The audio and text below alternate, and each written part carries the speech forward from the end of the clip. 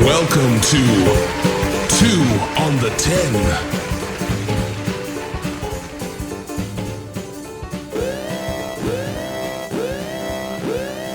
Oh, we back. Yes, sir. How you doing? I'm Paul. I'm Mitch. Greedy Nick. Greedy. 2 on the 10, baby. Coming at you live and direct. Yes. Hey, good to have Nick back. Yes. Yeah, I guess. You know. Something like that. So, tell the folks, how was it, man? Well, actually, before I cut you off on purpose, actually, and I just want to say that this show, we have a sponsor for today's show. That is Touched by K-Allure in Phoenix. Again, Touched by K-Allure. If you want to get a hold of her, it's 615-6-ALLURE. That's 615-6-ALLURE for the best deep tissue massages and also hot stone massage, aromatherapy, even body sculpting. Make sure to check out her site, her 5-star reviews, and definitely, again, deep tissue massage or, hot stone massage, aromatherapy, body sculpting, and much more. K-Allure in Phoenix. K-Allure in Phoenix. All right, I'm gonna go check it out. You know, I like to get rubbed down, so I'm one of them bougie motherfuckers. But anyway, let's get back to it. So yeah, I just got back from New York. It was a great trip. Went for a family reunion. 84 years in a row they've done it. Next year's 85, so it was a good time. Got to see a lot of family, like 115 or so people there, with Glasses. Not all of them wear glasses, unfortunately, but man, just spent the weekend just hanging with family and eating a ton of food. Sounds like my weekend. Yeah, more food than Well, no family, but yeah. After this coming up weekend, I need to definitely go on a break from the food. But I hit this. I probably had one of the best roast beef sandwiches I've ever had in my life. Arby's. Really?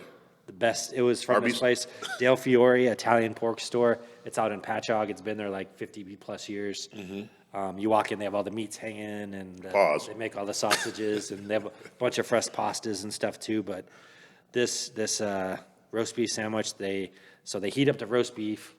They slice it like right there. They heat it up. They put fresh mozzarella on it, like melts. And then they pour all the juice that comes off of it on top. And then they put it on like their normal like sub bread, which is like a good Italian New York bread.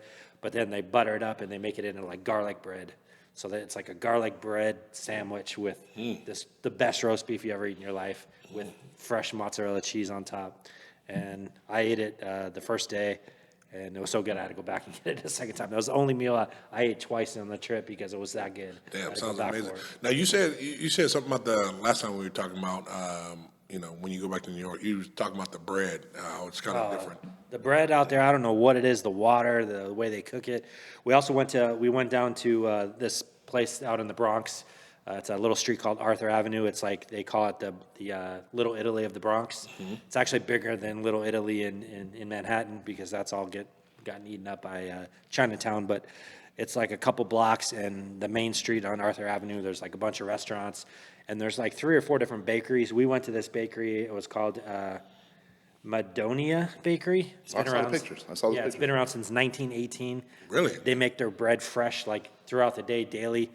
And this big, huge loaf of semolina bread has like these seeds on top. They slice it up. It is so fucking good. It is like the best thing you can ever eat. My motto, I'm all about my bread. Yeah, and it's like $5 for this big, huge loaf. Really? Okay. And I could eat the whole thing in one sitting. It's that good. It's like super crispy on the outside, super soft on the inside. You can't find that.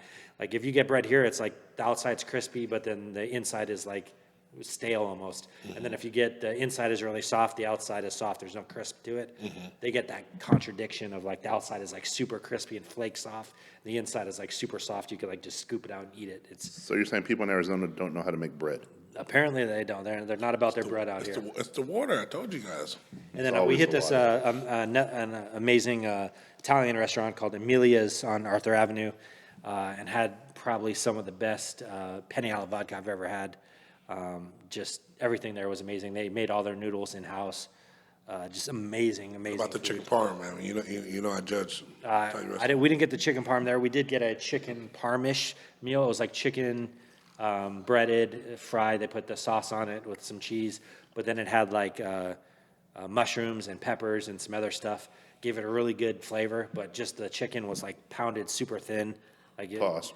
Yeah, you don't. That's the other thing I'll hear. Like you get a chicken parmesan, it's just like they take the breasted chicken and they fry it and then they give it to you. In New York, they pound that shit out. It comes out like a big, flat, round, just amazing, crispy but juicy. Yeah, like Cheesecake Factory. Something like that. Yes, or Olive Garden for you Arizonans that know Italian food. You love that Olive Garden, but man, I Hate on probably Olive Garden. No hate on. I probably put on Breadsticks and all you can eat soup and salad, bitch. between the food and the drinking and just the hanging out. I probably put on 10 pounds this weekend. Probably got some gout. I might have some gout or something.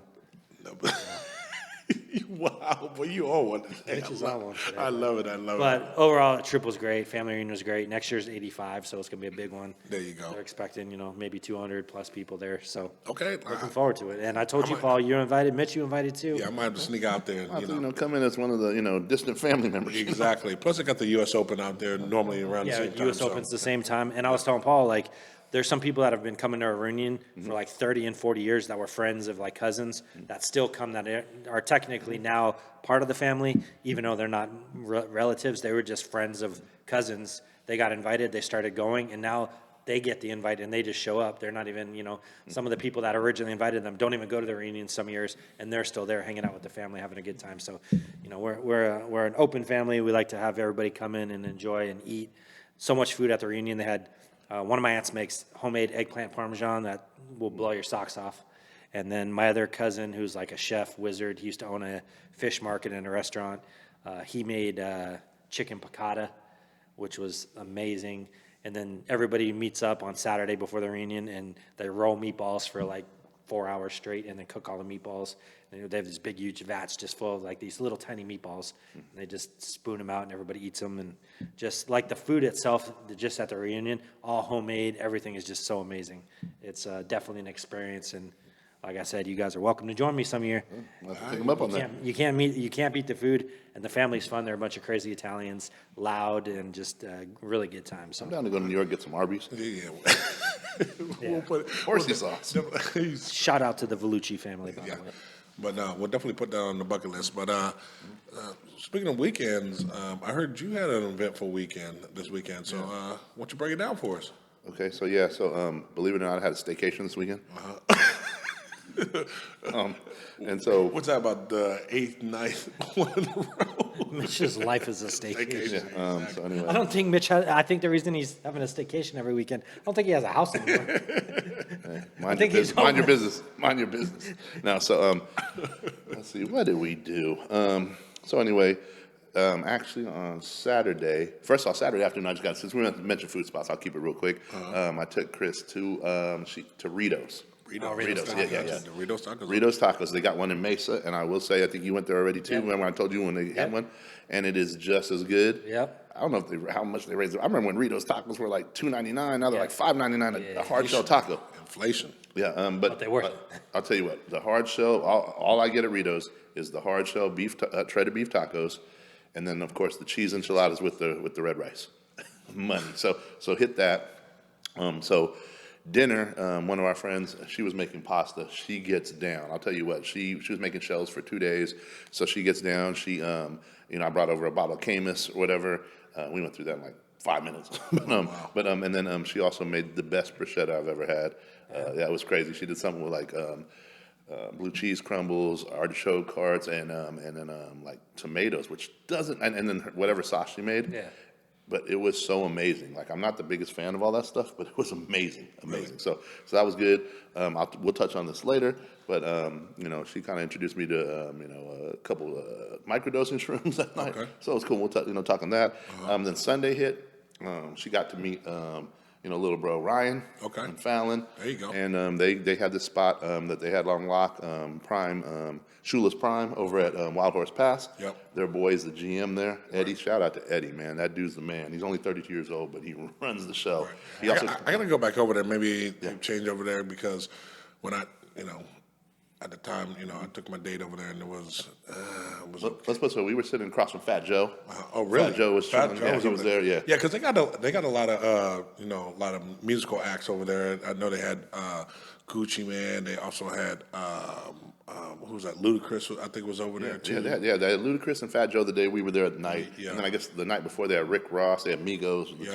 the two Migos So and they, stuff. they do their thing over at Yeah, Walmart. it's crazy. So, but yeah, no, I'm telling you, definitely check out Shula Prime. Give it a shot, definitely for brunch.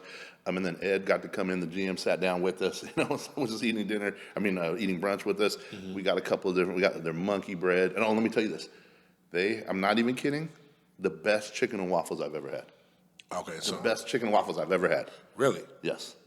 Not even kidding. Better than Roscoe's. better than Roscoe's. Yes, better than Roscoe's. Come on Better now. than Lolo's, and that's no disrespect to anybody. Again, and I got to meet the head chef. That dude gets down, and he got. Oh, hold on. I want to stop you again. Yeah. Yes, best chicken and waffles I've ever had. All right, see, you done messed up now. Yeah. Now I'm gonna go over there. I bought the beer at 10:45. Yeah, you bought the beer. But let me just tell you, like, Okay, and I'm- here's the I'm thing, over this there dude's now. such a perfectionist. He comes out and he goes, "These are like the ugly waffles. I wish I could, make it look better, presentation wise. Right. But because the chicken, like the way it crisps, the way he laid it down, and then the crazy thing is, you know what he does for the bacon? He does cut up pork belly. Really? What day did you go over there? Sunday brunch. All right, okay. Yeah. In fact, one day when the weather gets better, I'll call You up go out Ed. there. You go out Hey, there and sit on the porch. Yeah, sit on the patio overlooking everything. Let's do that. Let's beautiful. definitely do that. So definitely, if you guys want a great brunch, and this is, I'm not even kidding, definitely do Shula's Prime at Wild Horse Pass in Chandler. And, definitely shout out my boy Eddie over there. He definitely has it on lock. He also brought us through 2 weeks in a row. We go to dinner, to brunch. Last week was the $150 brunch at, what's it called? Maple and Ash. And we got to go to the wine cellar. We got the tour of the wine cellar here. Ed showed us this wine from 120 years old. There's only one bottle left in the country. They had both of them. They sold one, and then it was like $350 an ounce. Wow. And got to sniff it at least. But yeah, so it was pretty cool. We got the wine cellar tour. So that was amazing. And then I'll shorten this up. So we go back to Ryan's house. We're chilling. He's got the view on the water. Sipping some drinks. Fallon's making margaritas. Amazing time. Amazing time just catching up. I'm so glad my girl got to meet some more other important people in my life Right. and stuff like that. We're bonding with Ed, and then all of a sudden Ed just goes, "Man, let's go to my old spot I work at. I used to work at." Calls up and has the plug. Next thing you know, we're in Ryan's Rolls Royce going to Mastro's. Oh, wow. And and I'll just say this: when he walked in, I don't want to say too much, but everybody was like to their former assistant GM over there, whatever, showing love. I got to try a 58-day old Australian Wagyu ribeye, 16 ounces. I got 8 ounces of that. We got the lobster mat. My girl got to try obviously the butter cake. Yeah, the butter cake. The butter cake. Yeah, I'm having that tomorrow. So it was just an amazing. I did not think we were hitting that Sunday morning and that Sunday, so I had to be at the gym already, every day since then, But and then I'm gonna end the week. Okay, so now it's a 3-day weekend. So it's Monday night. The place where we're staying at across the street, there's a bar. So we went there earlier, had a few glasses of wine. We're gonna just chill, whatever. Called it an early night. My girl, she was able to just fall out, whatever. Right. Okay. I was anxious, just from the weekend, Friday, Saturday, Sunday, Monday drinking, Yeah. and then getting ready for work with this business I'm, kind of, pushing and all this stuff and all these business venture stuff that, has to get right. So I'm anxious. I can't sleep. I'm seriously tossing and turning, kind of want to move. I'm like, and she's out. She's out. So I'm like, you know what? I wake her up real quick. I go, hey, I'm gonna go back. I hope you don't mind. I'm gonna go back across the street and go grab, a couple more drinks just to put me, in a, kind of out, kind of more calm mood. I don't know why anxiety is, weird. I don't know if it's a little drinking thing. I don't know if it's, I overthink sometimes. But I noticed that I've been saying this for a while too. Anxiety. It's like, I get anxious over the fun shit. And I get anxious over the bullshit. But then when you get anxious over the fun shit, that's where it's crazy. You know what I mean? Like when you do something fun, like we're going to Laughlin this weekend, right?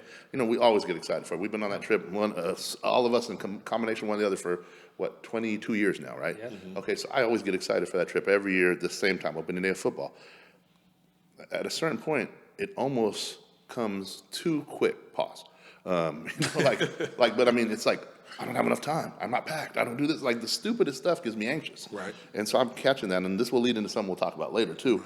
But I noticed that when you start getting anxious over the fun stuff, you gotta I'm figure gonna out. give you that when we go to Laughlin. I'm gonna give you that pamphlet that says when the fun stops. Then I'm gonna hit you with it.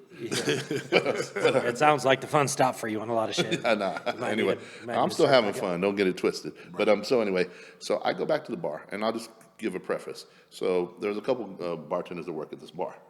very attractive females. In fact, my girl was like, "Oh, they're very pretty girls. They're very nice." Blah blah blah. You know, she said that she introduced herself to both of them or whatever. They actually remember this because we went in a couple more times before. right. So this time I go back there, and after some conversations, there was a couple shady dudes that were there. Whatever. I was making sure that that again, like almost like the hotel thing a couple weeks, that this girl's cool. This dude comes up to me. And he, because when I walk back in, she's like, "Oh, where'd you go?" And I'm like, "Oh, well, we were just staying across the street at the hotel or whatever. So I just wanted to make sure, put my girl to bed. She's kind of, tired or whatever, and I couldn't sleep. I was anxious. I wanted to come back, have a couple more drinks before I go to bed." All of a sudden, the dude goes to me, "Oh, are you out of town?" I'm like, "What's that?" This is an A/B conversation, bro. See your way out of it, Right. But no. So and he's just a little funny. Then he goes, "Oh, well, I got this shit from '86 type, whatever. I don't know if he was a drug dealer. I don't know if he wanted to rob the place, or I don't know if he was a Fed. Whatever." Right. But and she got the same vibe too. So when they finally left, she goes, "Good. I'm glad they left." They were asking about the bikers here. They were asking about this. They were asking about whatever. So now she comes back over and she goes, "Oh, so you guys, what'd you do this weekend?" And I go, "Oh, we went here, here, and here. We went to these places. The same thing I just told everybody." She goes, "Oh, that sounds amazing. You got any pictures?" And so I go through, "Oh, of course I do, food." So she was like, I showed the pictures on the phone. Right. Oh my God, that's amazing. This, whatever, right? Right. Cool. So then she goes, "Oh, you know what? Next time you guys come in, I got to get your girlfriend's number."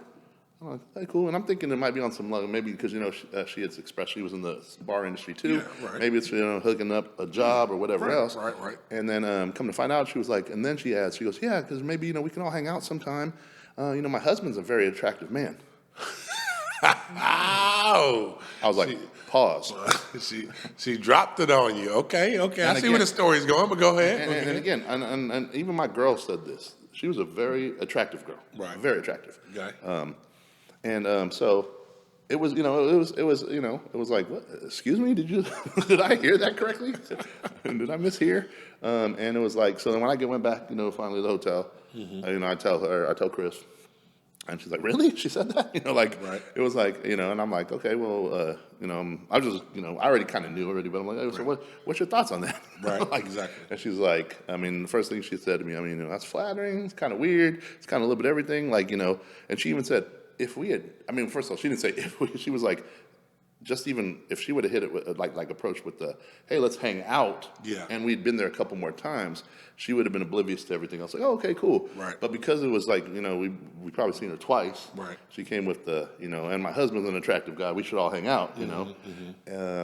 She was like, "Yeah, that's a little, that's a little kind of, It was a little foreign? Yeah, it was a little foreign, a little strange, whatever." And then basically I go, "So, just, what's your thoughts on that?" And she goes, "Look, I'm an only child. I don't like to share." So was the bartender wearing like a shirt with upside down pineapples on it or anything like What that? you know about that? What you know about the upside down pineapples? I know a few things here and a few things there. He's on Reddit. I've read the blogs. I know. Speaking of though, Paul. Paul, do you have any like insight on this stuff? Oh, wow. Wow. You putting me on this. No, I'm just asking, or Nick. Do you have any insight on this stuff? You mentioned the upside down pineapple. Yeah, I mean, Exactly. I was like, how you know about that, brother? I can share a few stories, but they're not that exciting Exactly. from my younger days. Okay, so for me, all this is allegedly. Okay? Allegedly, hypothetically. Allegedly, stuff like that. It was all a dream, like Biggie said. Yeah. The lifestyle, the swinger, So first of all, the lifestyle and swingers are two different things. Swingers are more like kind of how the girl came at you. They're just about fucking. Okay, that's all it is. Lifestyle is more about like-minded people that come together. You might come to a party. Titties are out, people kissing, shit like that, something like that. And maybe you may or may not, but it's not. It's more like a social setting, where the swinger aspect is more about we just in there just to fuck. So it gets kind of construed there. Yes, they're on the same lines. Yes, I am a freaky motherfucker. I've done. You don't say. I allegedly have seen some stuff that go down. I'm a very open-minded person. I think we all are. Whether we decide to Act on it or not, Yeah. there's definitely let's put it this way, open to certain things. Right. those who live in glass houses, Yeah. One thing I tell people all the time is, if I was to die tomorrow, I've lived a full life. So I say that too. Actually. My own way. I say that too. I was like I said. Can we clap that up real quick? Yeah. We haven't used that button in a while. So I've seen, I've seen and done a lot of things. I was married over 20 plus years, stuff like that. Like I said, it's different strokes for different folks. Some people may not approve of certain lifestyles. Some people say, hey, I'm not okay with that. Aspects of jealousy. It's going to be in any aspects of life. If you're in a lifestyle, if you're not, it's just there. That's human nature. Yeah, it's human nature. Some people can deal with some. Definitely. Yeah, exactly. So, but like I said, I compartmentalize a lot of things. One thing I do compartmentalize is sex and love. I put those in two different boxes. I've learned how to kind of cut that off. So I don't know. That's just me. But if that was. If that had happened to me at the bar, matter of fact, we're going to talk after the show and find out what bar that was, so I can Pop in. So I can pop in that bar. But now I'm just kidding. But no, you're not. No, you're not.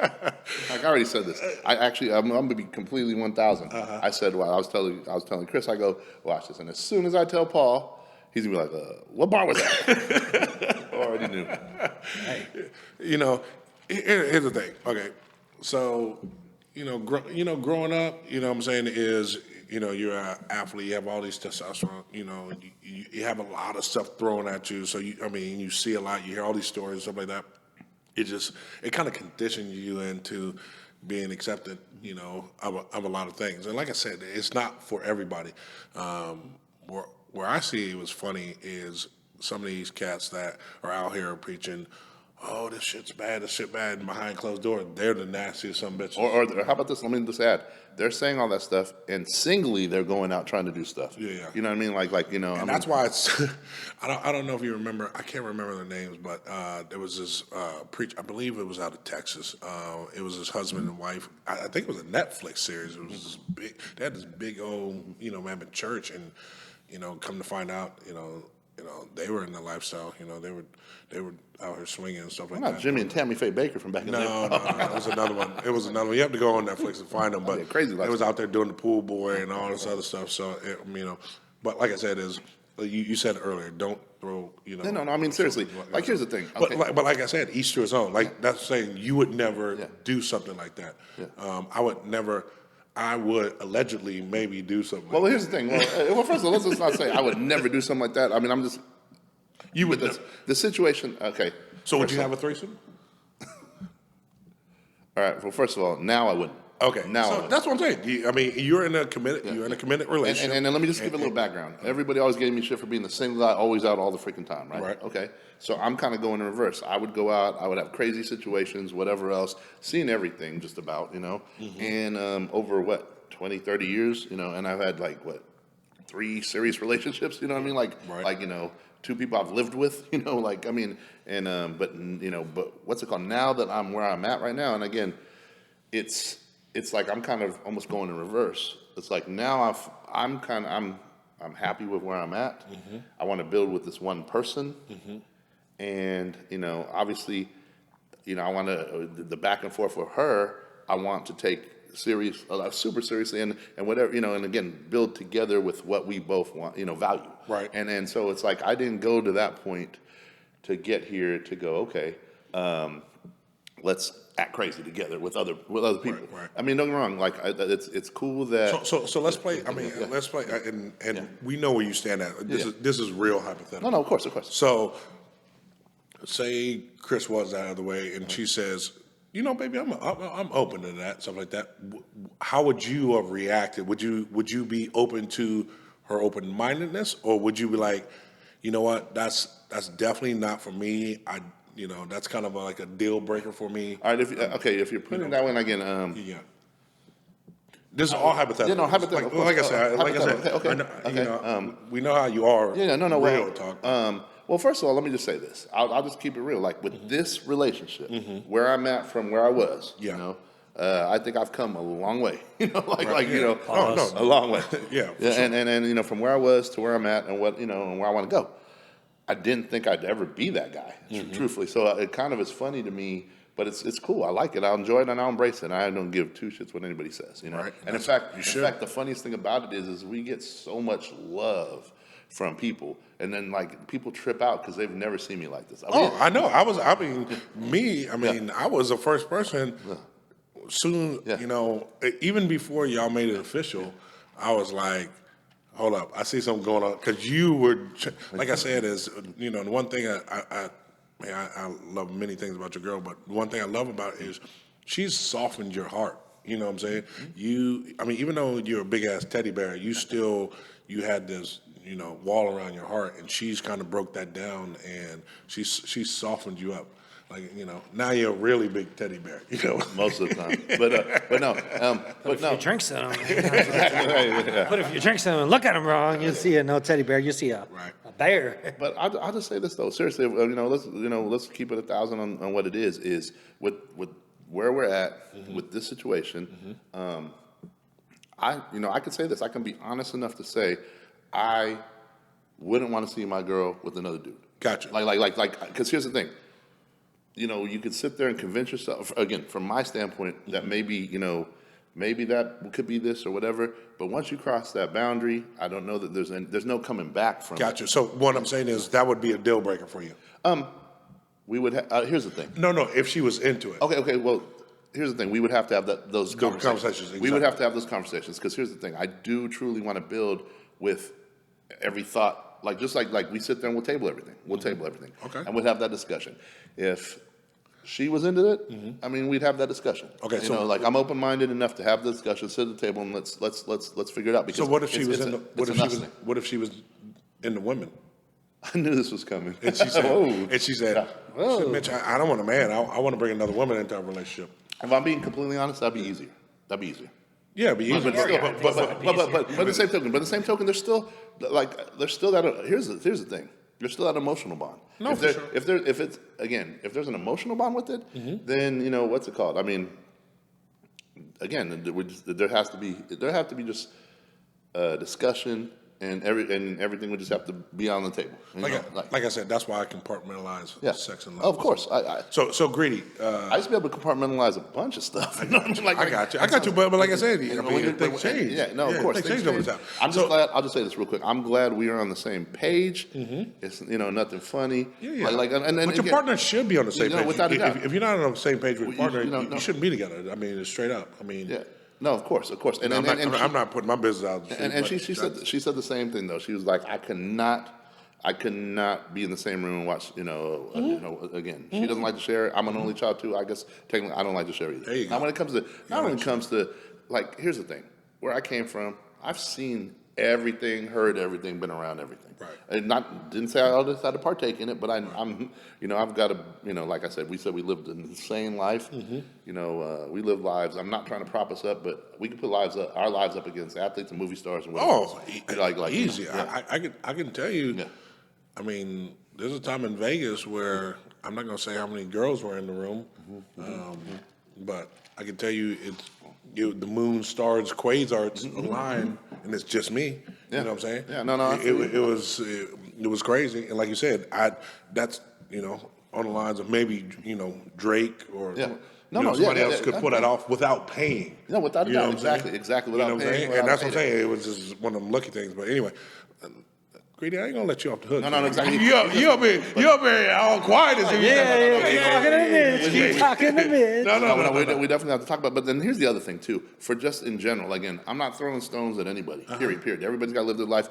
But the only thing I say is this: when you live your life, you want to do whatever you do, as long as it doesn't hurt others. Yes, exactly. The question is in these kind of situations, how many people are going to be 1,000% honest, and how many people are going to know their feelings and then keep those same feelings or those feelings change with these interactions? I've seen. I'll just say this: I won't say who, where, what, but I know a couple that participated in that lifestyle, and I was friends with them, and I'd go over there and I'd meet the husband and wife, and they would be there for, a year or so, and then they weren't around anymore, and there'd be a new husband and wife, Gotcha. and then sometimes just the wife would be there, and the husband's an asshole, and it was interesting. Right. I take mental notes of that stuff, Yeah. and it was just, and shit, a couple of them, the females would always try and, like, oh, hey, I like you, what's your name, like, whatever. Different strokes. Yeah, you know what I mean? It's like, it was very interesting, especially with their husbands there, too. It's like, I was like, whoa, this is kind of, but hey, all mental notes of this. Again, it's like, if you're not hurting anybody, but again, how do you know if you're going to hurt somebody? You know what I mean? Sometimes those situations. That's the only thing I'm going to say. I got you. Grady, same question to you. If That's a tough one. I'll just say this. I've had my experiences, let's say, in my younger days. 3 dudes don't count. No, I've had some friends that were like, hey, my girl's kind of a freak. You wanna take a go, or whatever the case may be. Right. But I've had a few experiences. But, You're ruining your wholesome image on TV right now. I know my greedy image. But Well, that's why again, it's greedy. Yeah, I'm greedy. I don't like to share. I don't want to share. But like you say, if you had asked me this 5 years ago, I'd have been like, "There's ever no way I can ever do this." But I've softened a bit on that. I just still don't know if I could actually go through with it if it was put in front of me. Gotcha. With my girl, but and I don't think she would do it either. So there's not really.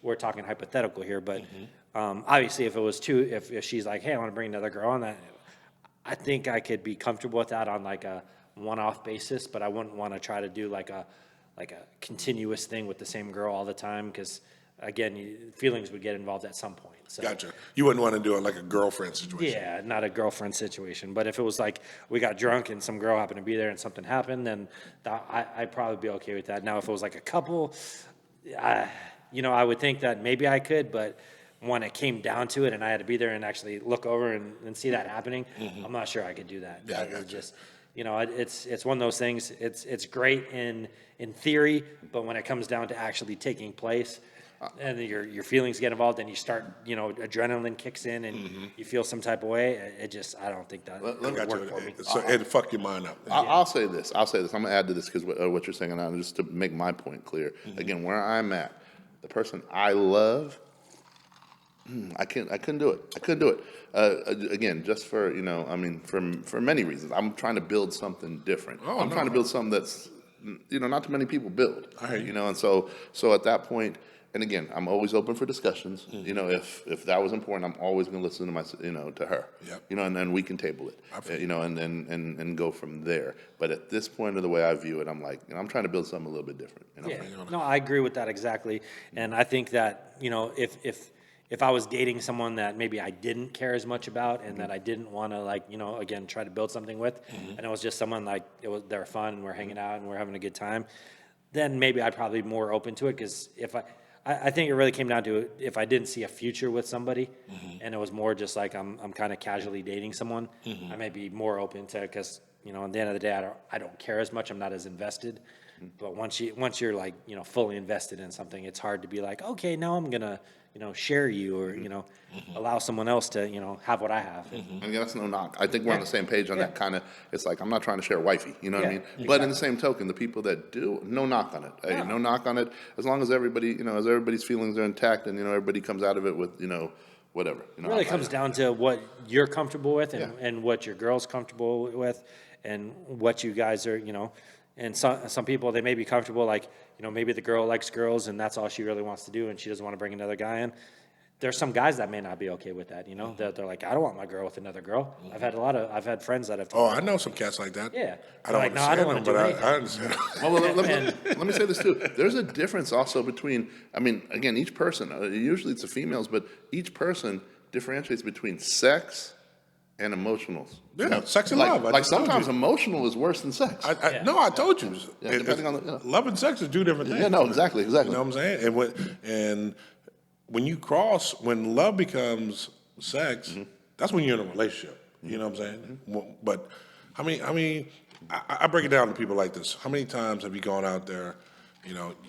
Not now because you guys are in a committed relationship, but you're out there and you're just fucking some chick, you know what I'm saying? Or you're out there and you're having one night stands, or you're hanging out with a chick for 2 or 3 months, and then she goes by the wayside. You know what I'm saying? Then what would that matter at that point? You know? Exactly. That's not love. That's just you Yeah. you guys were having fun at that time. It wasn't a committed relationship at that point. But like I said, it's a mind fuck. But speaking of mind fucks, this weekend that's what I said. You had a great weekend. This weekend you had you experienced a little psychedelics. A little mind altering. The way you put it makes it sound. No, it's not bad. It's not bad. I was saying, like I said, but kind of explain your situation, and then we'll go on into perfect. So, I'll keep it 1,000. And again, this is all allegedly, hypothetically, Yes.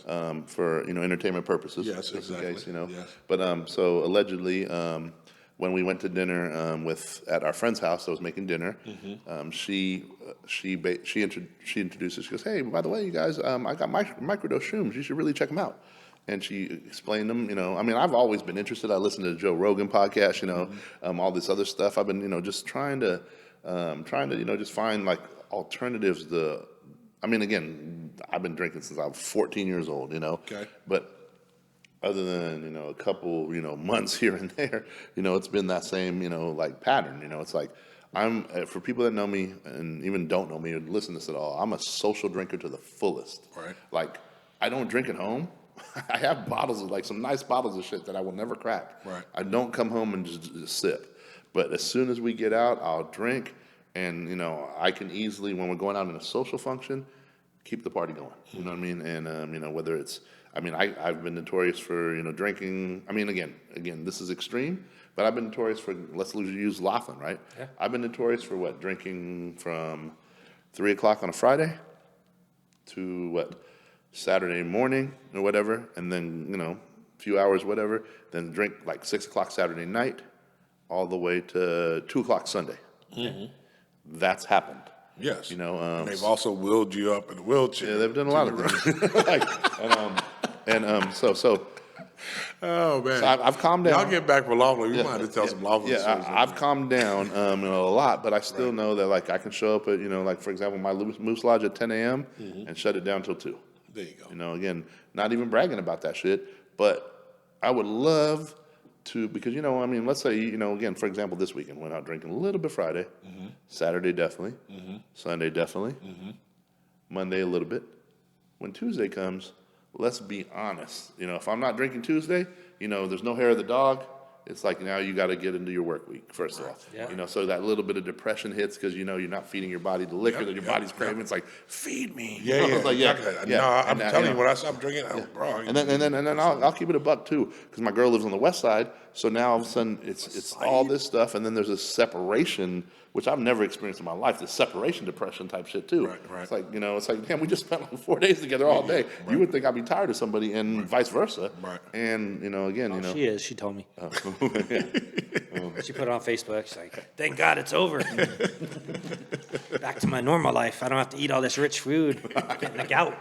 Wow. Joking. Anyway. Joking. But then, no, so it's like now you got to go into your work week, and again, like I said, I'm starting this other business, so of course very stressful, lots on the line type stuff, and it's like now you got to go in and bring your A game, it's like first of all I got to get to the gym.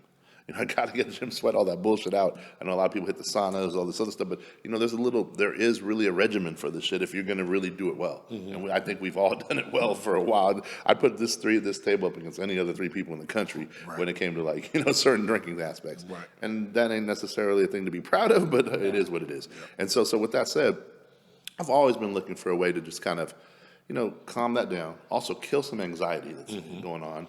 And I'm also an overthinker. I'm also an overthinker. Don't get me wrong, it helps when I'm telling you guys, if you guys need advice on shit, you've called me a Mitch before, I'm going to think 20 steps ahead. Right. But when it's your own life and you're thinking 20 steps ahead, it's not always the funnest shit. Sometimes ignorance is bliss, and I wish I was ignorant. You know what I mean? So with that said, when she introduced us to the, she's like, well, hey, just so you know, it's just microdosing. It's simple. It's going to elevate your mood. It's going to, and then she started explaining different things. It's good for depression. It's good for anxiety. Actually, if you drink, it actually makes you more aware than if you were just drinking. And we're just drinking wine anyway. So, well, let's just for the listeners at home, in case they don't know what we're discussing. Yeah, microdosing mushrooms. Microdosing mushrooms. And when we're talking about microdosing, Thank you for getting clarity. Yeah. When we're talking microdosing, we're talking pills, first of all, that, well, the mushroom's broken down into a pill in such a small fragment, or, Yeah, allocation. they're probably like 0.5, 0.3, Yeah. something like that. So, I mean, That's grams. yes. So, I don't microdose whenever I allegedly do shrooms. It's always 3.5 to 4, 4 grams, because I like going on a trip.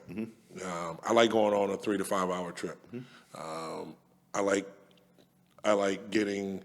Do you like going to Tijuana or? You can go to Tijuana and back there. You also go to the moon and back, sometimes.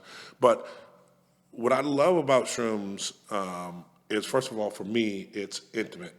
I don't like to be around a bunch of people, maybe 6 people at the max. I like to know you, stuff like that, because for me, I bury a lot of stuff. That's everybody sees my exterior. Nobody sees a lot of interior, unless you're like really close to me and know my personal life. But I bury a lot of stuff, and when I get on shrooms, a lot of things come up. I start thinking about conversations that I had 3 weeks ago. Things that I've buried start bubbling to the top, stuff like that. I get very emotional. I laugh. It's one of them type of drugs where I believe it helps you. It's therapeutic.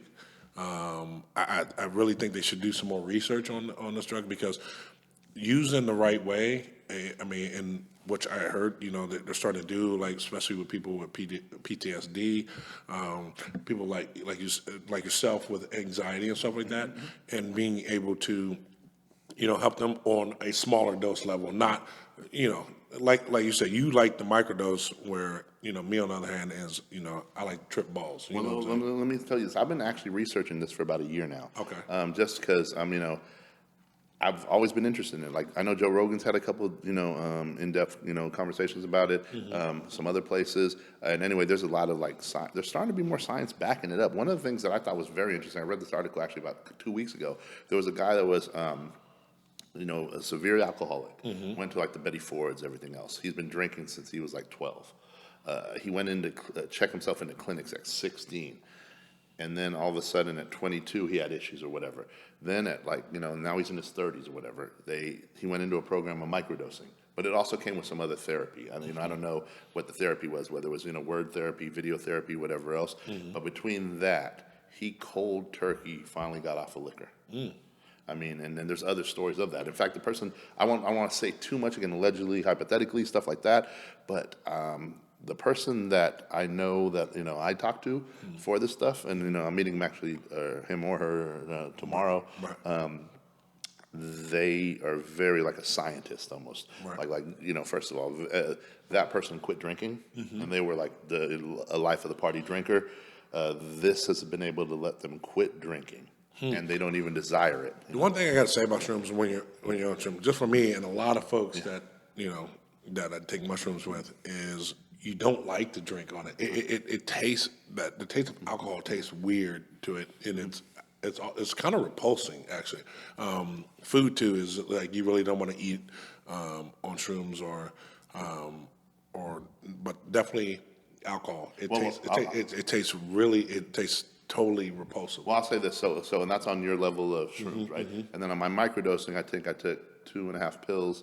I was drinking Camus and wine, and then I also was specifically drinking wine, which also gives me a different kind of buzz. Oh yeah, that wine buzz, boy. Hey, but I'll tell you this much: it elevated my mood.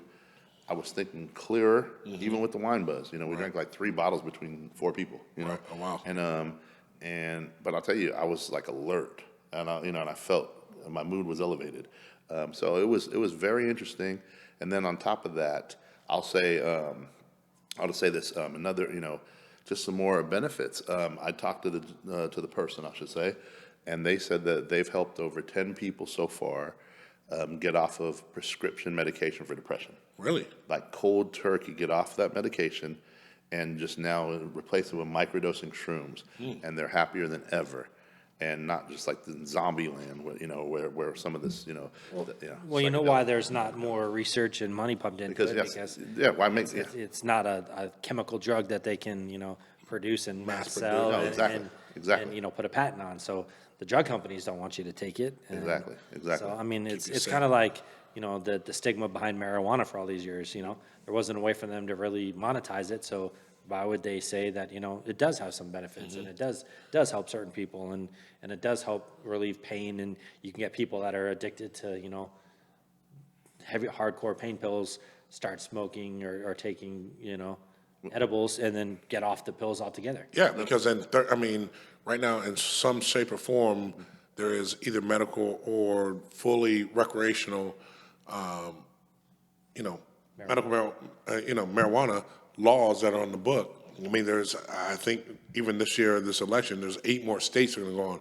It's still considered a Schedule I drug. It's the craziest thing is the government's turning a blind eye to it, even though it's legal in the states. It's like they're letting the states do it instead of, eventually what's going to happen.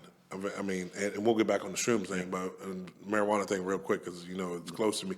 The thing is, Big Pharma is going to say, okay, we see where it is going. Soon as the government deschedules marijuana, Big Pharma is going to fly. Yeah, cigarettes. Fly into the market, and I mean, they're going to flood the market. I mean, weed will be everywhere. It will be advertised on everything. It will because then Big Pharma now has control Of course. of the marijuana, and they will be able to dictate the narrative and stuff like that. Because right now they can't control it. I mean, they're waiting on the sideline right now. So. Well, when I was in New York, it is everywhere because they legalized it there. Yeah. And you can't drive down the road without smelling it. Oh yeah, I mean, but yeah, Everywhere. But that's what I'm saying. I mean, everybody. I mean, I should say everybody, but I would 75% of all Americans have at one time, probably in their life, tried marijuana. No, yeah, sure. I would bet my life on it. So I would say closer to 50%. Because there's a lot, you got to think of, there's a lot of The Amish. highly religious people that, they're in the small population. We're talking about highly religious people. You want to talk about the Amish? They're up north. You know what I'm saying? They're small. Are we talking about? Take California for example. How long has it been legal there? I bet you. they were like the third or fourth state? Because Colorado was the first, wasn't First it? one, yeah. I mean, I believe probably California. 80% of California. You know what? I won't even go that high. 70% of California, somebody has smoked weed at one time. Or they've just walked down the street and got Got a contact. Contact in their Uber. I'll just say there was some partaking of some recreationals at the, At the reunion family this year, reunion. Yeah, I'm definitely going to be there next year. you got That some of the family grew up in, the 60s. It was of the Puff Path. And they probably the marijuana is probably the least of their But look, their temptations from when they were younger. So real quick, bringing it back to the shrooms though, and the microdosing at least. So the other thing that caught my interest though on that was reading a bunch of articles. Was that again, according to certain publications or at least theories, is that if you took a little bit, not overdose, but more than your regular dosage for the microdosing, that you could actually break through traumas. Like basically, if you kind of like took more than you're supposed to take, at least, and again, please, this is allegedly, hypothetically, and don't try this at home. I totally believe that. Yeah, like I yeah. told you, your own research? I bury. Like I said, it's not a good thing. I'm not proud of it, but I bury a lot of trauma and stuff like that deep inside. You know what I'm saying? And you're not supposed to, but everybody does. Everybody does. but when It's our coping mechanism. as a human. but when I'm on shrooms, that shit comes out. Yeah. So that's what I'm saying. Yes, it helps, and it helps you. It helps you attack that head on. You know what I'm saying? We don't have time to go into it, but I mean, there's a real personal story that shrooms helped me, address with my real father. You know what I'm saying? Well, and Maybe we have to have that for another show. yeah, definitely. But I totally agree. I mean, I've seen it firsthand. Yeah. You know what I'm saying? So And I mean, I want to say, like, you look at things like shrooms and they have that, like, drink that, like, the ayahuasca or whatever it is that a lot of people are getting into now. Right.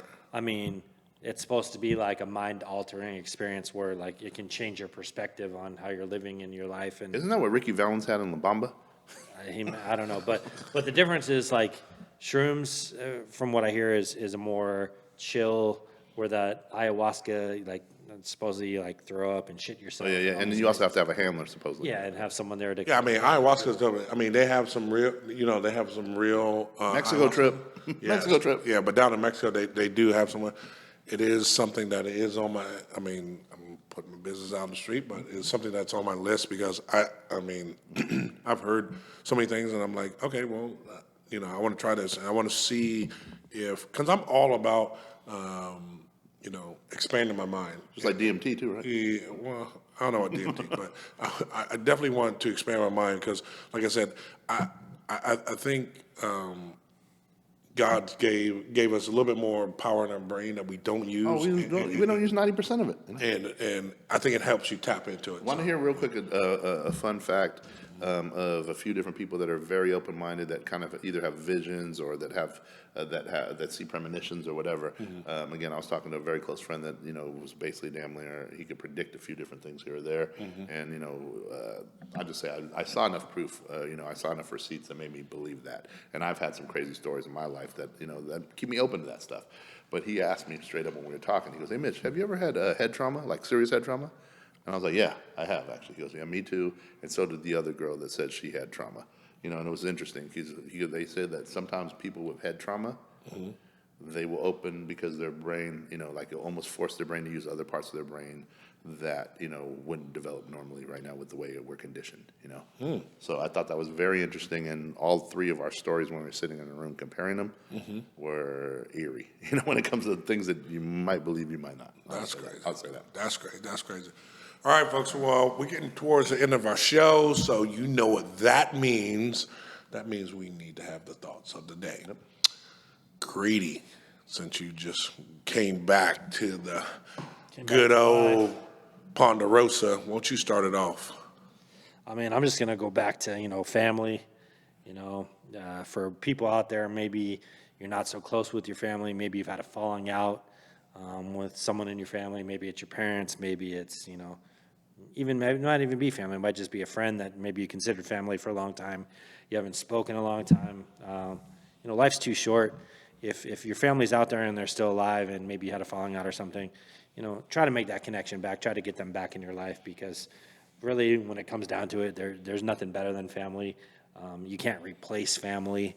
At some point in your life, something may happen and you're going to regret not making that attempt to try to reconcile with your family and try to make things better. So if you have the opportunity and maybe you had a falling out with a relative or something, maybe, be the bigger person, reach out and try to make it better because, they're not always going to be there and someday you may regret not at least giving it an attempt. Not to say that it's going to work out in the way, but maybe you can at least get some closure and feel better for yourself for whatever the problem was between you and that family member. So just think about it. If family's important, you can't choose your family. You're kind of given your family almost like a gift, from God when you're born. So, and nobody's family is perfect, and really nobody's perfect. So, people are going to make mistakes. Family members are going to make mistakes. Just try to find a way, to reconcile and forgive and come back together as a family. So that's what I got to say. There you go. Mitchell. All right, so what you're saying, Nick, is don't be petty. No petty Murphys, no petty Crockers, no petty and pink. But with that said, and I do agree with that sentiment, though, by the way. Anyway, so what I'm going to talk about is, so on Monday, me and my girl, and I know I've been catching the last 3 weeks or so, me and my girl, whatever. I've been saying that a lot. But, Somebody's in love. Go ahead. Anyway, so we went and watched Equalizer 3 with Denzel, Okay. Which, by the way, I suggest everybody watches, because I guess supposedly it's going to be the last one, whatever. But, great film. I didn't even know it was out. We were just trying to catch something. We're like, oh, let's go to the Really? movies. Okay. And I was like, oh, Liam Neeson has a film, but it's the exact same film he always does. Right. He's either stuck in a car, stuck in a plane, stuck in a train. He's stuck someplace, What's it called? He's got a special set of skills, whatever, and he'll find you. Right. But anyway, so we decided to do the Equalizer. I'm glad we did. So when we're watching the movie, Oh, and by the way, I got to share this joke real quick. So I thought I was being funny, when I'm clicking the AMC app to, get the tickets. And I'm like, so, okay, baby, cool, so we're going to watch this. Okay, where do we want our seats? Blah, blah, blah. Okay, so one adult, one child, right? Oh, I thought you were going to do one senior, one child. Well, you ruined the joke because that's what she said. I didn't even know that. Yeah. Well, that's what she said. So That's what she said. Yeah, so Hey, great minds think alike. Let's just say that, baby. So it was actually kind of funny because I'm like, yeah, so let me check. One adult, one child, ha ha ha. And she goes, how about one senior, one child? I was like, whoa, Kelly. But so anyway, so we sit down, we're getting ready to watch a movie, there's previews. And I noticed that like first preview, or one of the previews pops up, and it's the movie The Nun. Mm-hmm. So of course, they have the upside down crosses on some weirdo that, is like a spiritual thing. And then of course the nun who's in the covenant and trying to, whatever, she's getting haunted and she's in the library and she opens these books and or whatever. And it's just crazy. I mean, and I know that, I do think exorcisms and all that stuff is real and to a degree and spiritual. There's definitely evil spirits that attach to certain things. But it was just interesting that movie popped up. And then all of a sudden the next movie, I'm like, what the fuck is it? It seemed like it was the same movie. It was another priest and he's getting attacked and he didn't have his power. And again, another upside down cross and all this stuff. And then come to find out The Exorcist has another movie coming out now from old school days. Okay, so damn, there's 2 movies in a row. Okay, cool. And then the third movie was like these brothers that are in Jerusalem and they see Jesus. So they decide to like kind of run the same kind of game and kind of fake like they're saving people and stuff. And it's like this whole mockery of Jesus. Mm-hmm. And then they even had a Prince song. I can't remember what song it was that just kept looping during it. It was kind of eerie.